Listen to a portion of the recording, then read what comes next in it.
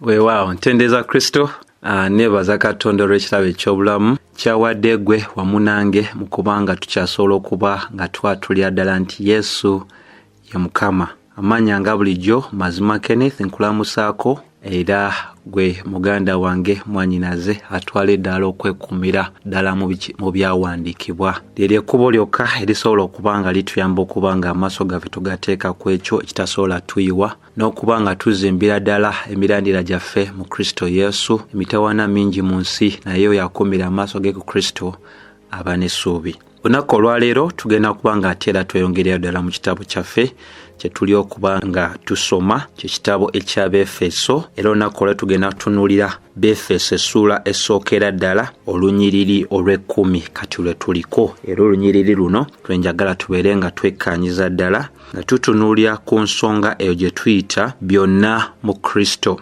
Byonna mu Kristo. Byonna mu Kristo. Njagala ntandike nga nkusomera olunyiriri olwo olw'ekkumi mu Beefeso essuula esooka. Olw'obuwanika obw'omu mu biro ebituukirivu okugattira awamu byonna mu Kristo ebiri mu ggulu n'ebiri ku nsi. Awo nno we tugenda okuba nga tusimba amannyo kubanga twekkaanyiza ddala ensonga era nga wano nno waliwo ebintu bya mirundi ng'esatu bye njagala tubeere nga tugaziiza ddala mu bulambulukufu obw'ensonga mu lunyiriri luno olw'ekkumi. Ekisookera ddala y'ensonga gye tuyita ebiro ebituukirivu. Ensonga ey'okubiri gye tuyita okugattira awamu byonna mu Kristo. Ensonga ey'okusatu ebiri mu ggulu n'ebiri ku nsi. So bye bintu eby'emirundi esatu bye njagala tubeere nga twekkaanya mu lunyiriri luno olw'okumeka olw'ekkumi. Era watali kubanga tutwala obudde bungi njagala tutandike ddala n'ensonga essookera ddala. Ensonga essookera ddala gye njagala tubeere nga tufaako y'ensonga egamba nti mu biro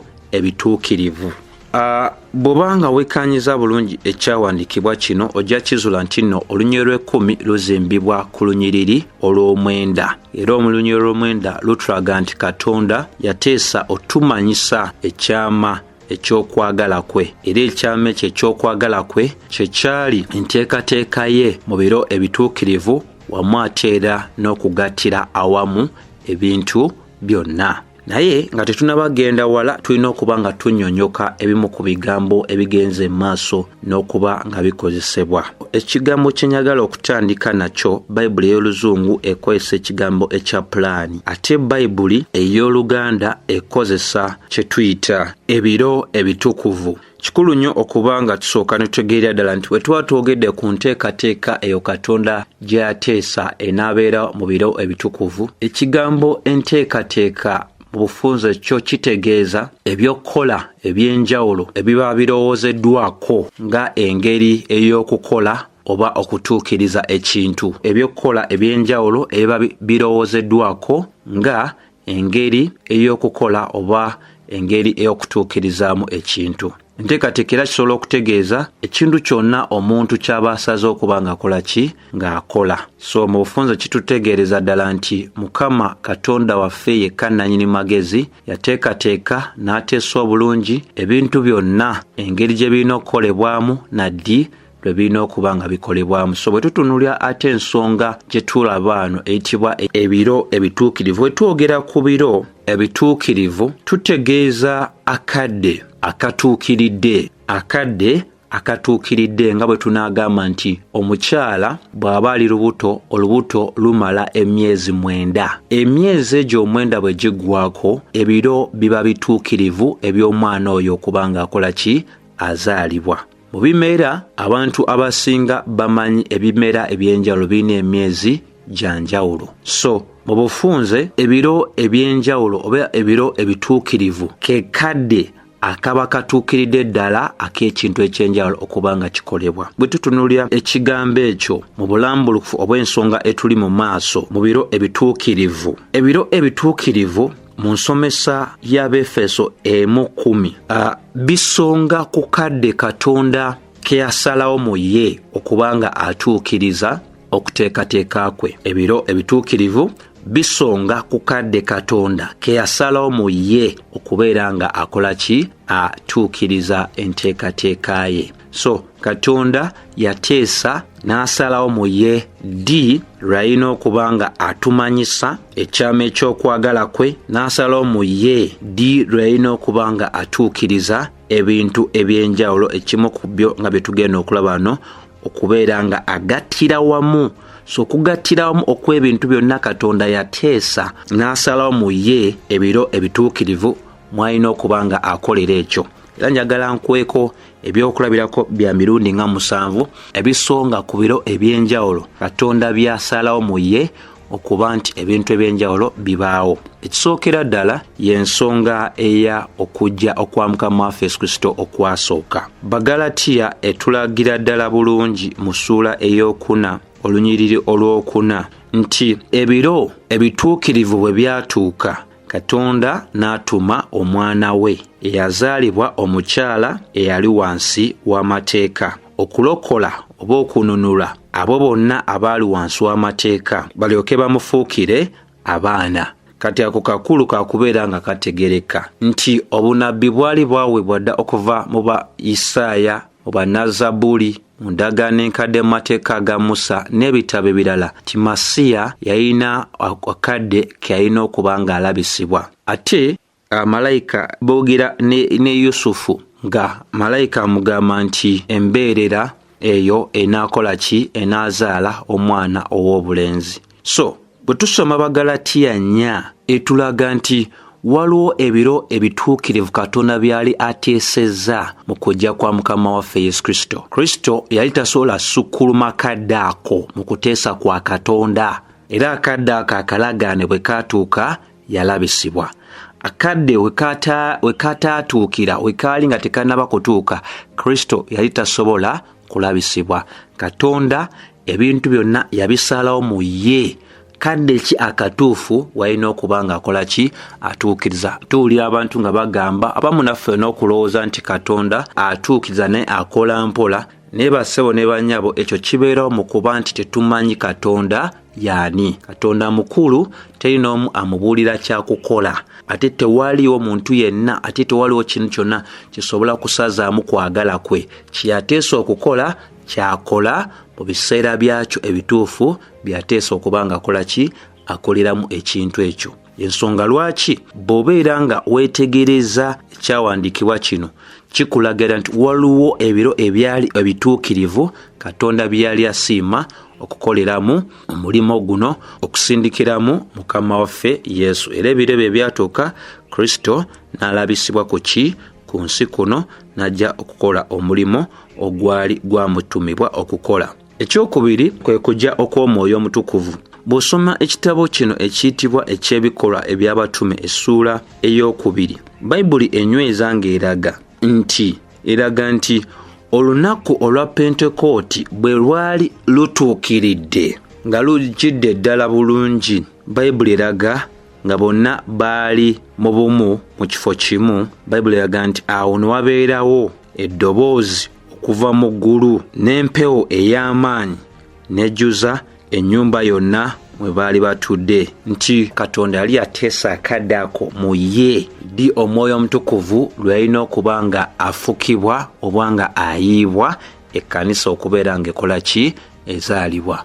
So Omwoyo Omutukuvu okubeera nga ayiibwa, akadde ako kaali kateesebwa ddala Katonda bulungi nnyo. Oluvannyuma lwa Mukama waffe Yesu Kristo okufa wamu n'okuzuukira kwe, oluvannyuma lw'ennaku 50, Omwoyo Omutukuvu n'agenda mu maaso n'okuba ng'akola ki? Ayiibwa, ekkanisa n'ezaalibwa. Ekyokusatu, bwe tutunuulira ku budde Katonda bwe yayawula edda n'ateesa mu byawandiikibwa y'ensonga ey'ebiro eby'abannamawanga. Bw'oba osomye Luka essuula eya 21 olunyiriri olwa 24 lukutegeereza ddala ensonga.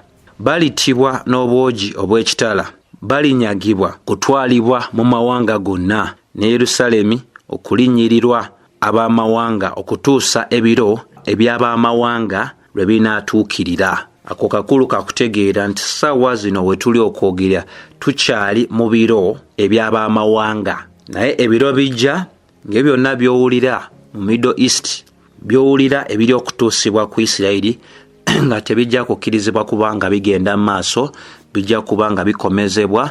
Era ebiro ebyo ebya bannagwanga binaggwako Katonda ebiro ebyo yabyawula ng'alina abantu beerondera mu baamawanga okuba nga balina okujja mu kukkiriza okwa Mukama waffe Yesu Kristo. Ebiro ebyo binaggwako olwo tunaalaba enkumulitu ey'abo Abayudaaya nga nabo balokolebwa mu bungi. Tekitegeeza nti kaakano tewali Omuyudaaya alokoka, Abayudaaya balokoka ne balokoka mu nnamba entono. Bw'oba osomye ekirala ekyokuna kye tusobola okuba nga nakyo tufaako mu biro Katonda by'ateesa mu Bayibuli, y'ensonga esonga ku kudda okwa Mukama waffe Yesu Kristo. Omulundi ogwokubiri ogw'okudda kwa Mukama waffe Yesu Kristo. Njagala okutegeeza nti ebyo ebiro nabyo byateesebwa dda. Era bw'osoma Matayo 2:29 enywereza ddala bulungi ng'eraga nti naye amangu ago oluvannyuma olw'ekibonyoobonyo ekyo mu nnaku ezo enjuba erifuuka enzikiza, n'omwezi tegulyolesa musana gwagwo, n'emmunyeenye zirigwa okuva mu ggulu, n'amaanyi ag'omu ggulu galinyenyezebwa olwasatu. Awo lwe kinaalabika akabonero ak'Omwana w'Omuntu mu ggulu, n'ebika byonna eby'ensi lwe biri kuba ebiwoobwe biriraba Omwana w'Omuntu ng'ajja ku bire eby'omu ggulu n'amaanyi n'ekitiibwa ekinene. Bayibuli etulaga nti Kristo okudda kwe nako kwateesebwa dda. Ebiro ebyo weebiri Bayibuli etugamba nti naye amangu ago oluvannyuma lw'ekibonyoobonyo ekyo mu nnaku ezo enjuba erifuuka. Tiri amanyire ddala kadde keyini katuufu, ssaawa yennyini, obutikitiki lwennyini, olunaku lwennyini, naye at least era Bayibuli etugamba nti okudda kwe kujja kubeera oluvannyuma lw'ekibonyoobonyo ekyo eky'omu nnaku ezo. So Katonda ebyo ebiro nabyo yakola ki? Yabiteekateeka.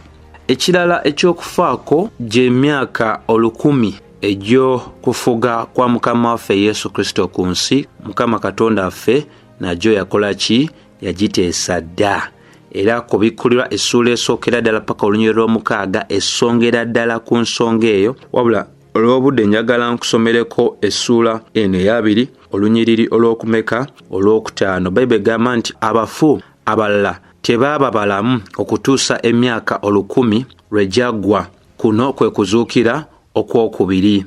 Kuno kwe kuzuukira okw'olubereberye. Aweereddwa omukisa era ye mutukuvu alina omugabo mu kuzuukira okw'olubereberye. Okufa okwokubiri tekulina buyinza ku bo, naye banaabeeranga bakabona ba Katonda era ba Kristo, era banafugiramu naye emyaka 1000. Katonda waffe yateesa dda emyaka egyo 1000 Kristo gy'anafuga ku nsi, era waliwo ebigenda okukulembera emyaka egyo 1000. Sookera ddala gy'emyaka 7 egy'ekibonyoobonyo, olwo oteekeko n'okusibibwa okwa Sitaani, olwo tooke tuyingire emyaka emeka? 1000. Ensonga ey'omukaaga by'ebiro eby'okuzzaawo ebintu nga bwe byali, the restoration of all things. Ebiro ebyo nayo Katonda yabirambika dda n'abiteeseza ebintu ebinaddamu okuba nga bikomezebwa okubeera nga bwe byali olubereberye. Bw'osoma Bikola Batume essuula esooka olw'omukaaga n'olw'omusanvu egamba nti awo bwe bakuŋŋaana ne bamubuuza nga bagamba nti Mukama waffe, mu biro bino mw'onaakomezaawo obwakabaka eri Isirayiri? Laba olw'omusanvu n'abagamba nti si kyammwe okumanya entuuko newankubadde ebiro kitaffe byateeka mu buyinza bwe ye. So akadde ako kajja tekamanyikiddwa ne Katonda yakakola ki? Yakateesa. Era akadde ako kanaatuukira ebintu byonna bijja kubeera nga bitambulira ddala buki? Bulungi nga Katonda bwe yabiteesa. Era y'ensonga emu gye tulaba mu Befeso 10. Ekyomusanvu ye nsonga ey'eggulu epya n'ensi empya. Ku Bikkulirwa 21 olusooka paka olwokutaano lusongera ddala ku nsonga nti akadde kajja bwe tugenda okubeera nga tubeera wamu ne Mukama Katonda waffe, nga bino bye tulaba bimaze okuggwaawo, ebintu byonna nga bifuukidde ddala bijja. Tewakyali kulumwa nnaku, tewakyali mbeera ya kulumizibwa, kufa, kukaaba, kuba biwoobe n'ebintu ebisigadde ng'ennaku ekomye. We tuligenda mu maaso n'okuligita ng'ebyana by'endiga mu maaso ga Mukama Katonda affe nga anti ensonga enkulu ali mu masekkati gaffe nga tumoota buliro. Ensonga ey'okubiri mu Befeso gye njagala tubeere nga nayo tutunuulya ensonga gye twalabye ekyawandiikibwa kwe kyasonze nti bw'osoma olw'ekumi lulaga nti olw'obuwanika obw'omu biro ebituukirivu. Olw'obuwanika obw'omu biro ebituukirivu. Ekyo tumaze okuba nga tukiraba. Wabula ensonga ey'okubiri okugattira awamu byonna mu Kristo. Okugattira awamu byonna mu Kristo. Ensonga kati etuli mu maaso awo. Okugattira awamu ebintu byonna mu Kristo. Ekigambo kino kye tuyita okugattira awamu kitegeeza ki? Ekigambo ekyo kitegeeza kye kyogera kyennyini. Bwe tugamba okugattira wamu kwe kubeera nga ebintu byonna bifuulibwa kimu. Ebintu byonna bifuulibwa kimu. Naye mu Befeso 1:10 bwe twogera kugattira wamu kitegeeza omugatte, kukwata omugatte ogw'ebintu byonna ne biteekebwa wansi w'omutwe gumu. Okukwata omugatte ogw'ebintu byonna ne biteekebwa wansi w'omutwe gumu oba obukulembeze bumu nga si bwa mulala bwe bw'oyo ayitibwa Yesu Kristo. Ekibuuzo era kisobola okujja nti lwaki kigwanidde okugattira ebintu byonna awamu? Lwaki kigwanidde okugattira ebintu byonna awamu? Sebo nenya bawuliriza kikulu kya kubanga otegeera nti olw'ensonga y'ekibi nga bwe tulaba mu Lubereberye Essuula ey'okusatu, ebintu byonna byagenda maaso n'okubeera nga bitawaanyizibwa mu nkolagana yaabyo ey'okukakkanira oyo Katonda. Nti ekibi kyayonoona ebintu ne bifuna okutabanguka oba ne wabeerawo embeera etaali ya mirembe n'obeera nga ebintu byagenda maaso n'okwonooneka. Ensonga lwaki olaba nti mu nsi ebintu biri mu bujeemu, si eri abantu bokka naye ebintu biri mu bujeemu eri Katonda eyabitonda. Ffe abantu tujeemera Mukama Katonda waffe na buli kintu ekyenjawulo kiri mu bujeemu mu ngeri emu oba endala. So ekyo kiba kitegeeza nti Bayibuli bwe gamba nti ebintu byonna bya kubeera nga bigattira nga bigenda maaso n'okugattibwa ewamu mu Kristo Yesu, tuba tulina okutegeera nti no bigenda gattibwa kati oba byali bibaddeko mu bumu. Ensonga enkulu yeno y'otegeera ebintu byonna mu kutondebwa kwabyo byali mu bumu, naye okwonoona bwe kwajja ebintu ne byawukanyizibwa. Kino kiringanga eggumba eriba livudde mu kifo kyalyo. So okwonoona tukusobola kugereeganya ku ggumba eriba livudde mu kifo kyabyo ng'oliba n'agamba no amenyesa okugulu. Bwe bagamba nti amenyesa okugulu kitegeeza nti okumenyeka okwo waliwo eggumba erivudde mu kifo kyalyo. Eggumba erivudde mu kifo kyalyo. Naye mu biro ebituukirivu ebyo byonna ebyava mu kifo kyabyo byakukomezebwawo mu kifo kyabyo kuba byatondebwa okuyita mu Kristo ate ku lwa Kristo. Ensonga lwaki bw'oba osomye Baluumi essuula ey'omunaana olunyiriri lwa 20 lukutegeereza ddala nti kubanga ebitonde byateekebwa okufugibwa obutaliimu si lwa kwagala kwabyo wabula ku bw'oyo eyabifugisa. So ebintu biri mu mbeera ey'okuba nga tebiri mu kifo kyabyo. So Befeso 1:10 kyetyo tulaga ti Katonda ateeseteese akadde akagere, ateeseteese ebiro ebituukirivu lwagenda okubeera nga aluŋŋamya ng'era akomyawo ebyo byonna ebyava mu kifo kyabyo.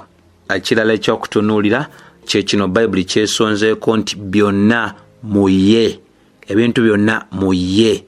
Ebintu byonna mu ye. Bayibuli bweyogera ku oyo omuntu ayitibwa ye oba ebintu byonna mu ye, Bayibuli terina kintu kirala kyesongako. Esongera ddala ku muntu y'omu gwe twalabira ddala okuva mu lunyiriri olwokusatu, olwokuna, olwokutaano, olw'omukaaga, olw'omusanvu. Ate omuntu oyo n'addamu era nayogerwako mu lunyiriri luno olw'okumeka, olw'ekkumi. omuntu oyo si mulala ye Kristo Yesu. Mu bufunze ki kye twegeeza Bayibuli bwe genda maaso n'ogamba nti ebintu byonna nti olw'obuwanika obw'omu biro ebituukirivu okugattira awamu byonna mu Kristo. Ekyo kitegeereza ddala nti mu Kristo ebintu byonna mwe bijja ogenda mu maaso n'okuba nga bikola bitya bigenda mu maaso n'okugattibwa. So bijja gattibwa wamu mu Kristo. Tebigenda gattibwa wamu okuyita mu bitongole ebya UN oba mu anti-Kristo oba mu bakulembeze ab'amawanga oba abakulembeze ab'ensa ez'enjawulo. Wabula okugattira wamu okw'ebintu byonna kugenda kubeera mu Kristo. Ekyo kitegeeza ki? Agwanidde ekitiibwa n'amatendo. Ebintu byonna omuntu yenna by'atasobola kukola Mukama Katonda Mukama Yesu Kristo aweereddwa obuyinza eri ebintu ebyo byonna. Ekyokusatu omuntu yakyasobola okwebuuza lwaki ebintu byonna birina kubeera wansi wa Kristo? Lwaki ebintu byonna birina kubeera wansi wa Kristo?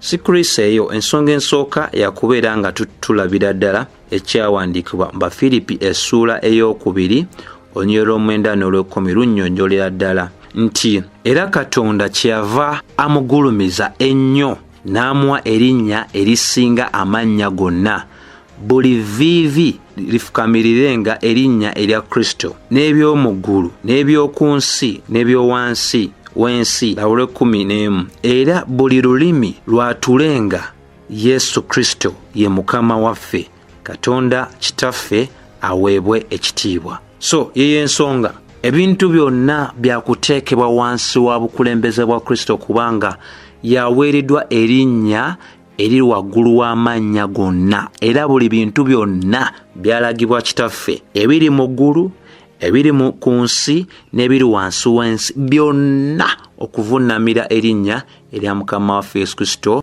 era Katonda Kitaffe aweebwe ekitiibwa. Ensonga ey'okubiri yeno gye tujesobola okuba nga nawe era nawe ogyerabira. Bakolisaayi 1:16 gyakizuulira ddala nti kiweewa ebintu byonna birina kuba wansi wa Kristo kubanga mwoyo omu ebintu byonna mwe byatonderwa mu ggulu ne ku nsi, ebirabika n'ebitalabika, oba nga ntebe za bwakabaka oba bwami oba kufuga oba ab'amasaza, ebintu byonna byatondebwa ye era ne ku lulwe. So y'ensonga lwaki yabitonda yabibeezaawo, byonna birina kubeera wansi we. Tebigenda kuŋŋaanyizibwa wansi wa muntu mulala wala bigenda kuŋŋaanyizibwa wansi wa Kristo Yesu.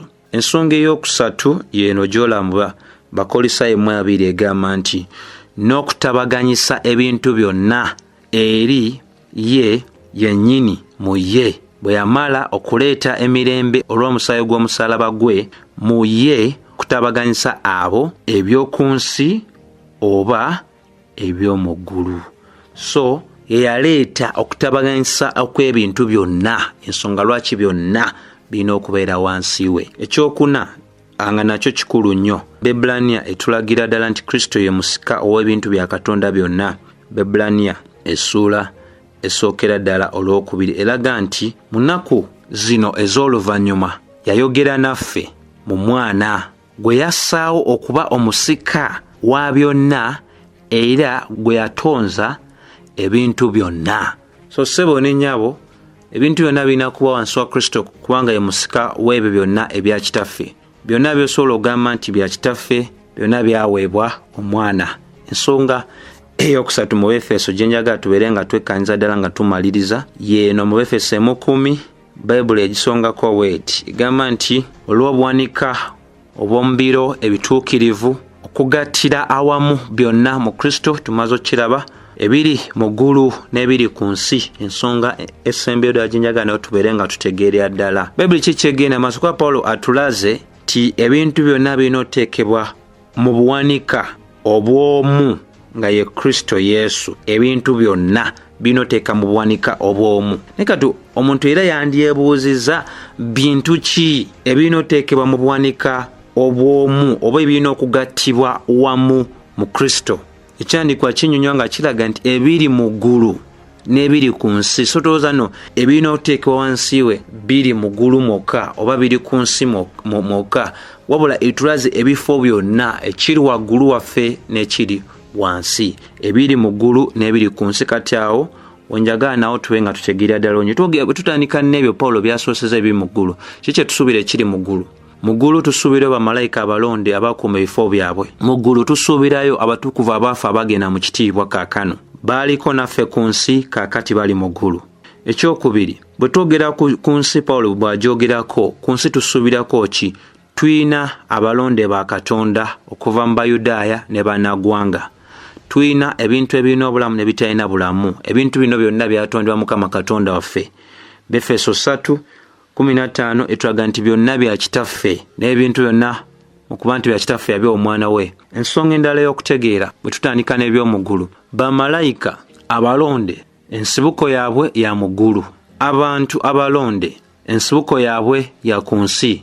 Ekirala, emirimu gy'abamalayika bagikolera mu ggulu, emirimu egy'abantu abalonde bagikolera ku nsi. Wabula ate tulina kye tugatta ne bamalayika mu ggulu ne ku nsi. Abalonde zimalayika ennonde za Katonda n'abantu abalonde ba Katonda bonna basinza. Malayika basinza mu ggulu ate abo ne basinza ku nsi. Wabula akadde kajja mu maaso eyo Bayibuli keeyogeddeko wano nti mu biro ebituukirivu akadde ako we kanaatuuka, malayika ezo Katonda ze yayawula n'abantu abo Katonda be yayawula byonna bonna balireetebwa wamu wansi w'omuntu omu, wansi w'omutwe gumu nga ye Kristo Yesu. So eyo gaapu eriwo, oluwonkolo olwo wakati w'eggulu n'ensi mu biro ebituukirivu eyo Katonda byateesa okubanga agattira ebintu byonna wamu mu Kristo Yesu.